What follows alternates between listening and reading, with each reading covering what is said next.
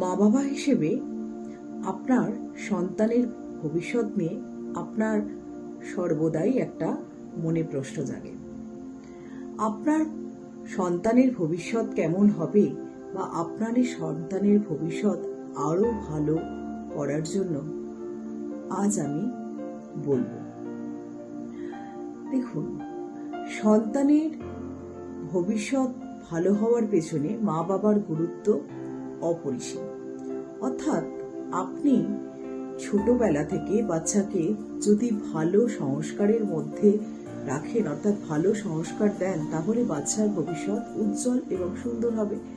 আর আমরা যদি বাচ্চাকে ভালো সংস্কার দিতে না পারি, তাহলে বাচ্চার ভবিষ্যৎ কিন্তু একটা বড় কোয়েশ্চেন মার্ক থাকবে। তাই সংস্কারগুলি জানার জন্য আমার নেক্সট ভিডিও ফলো করুন।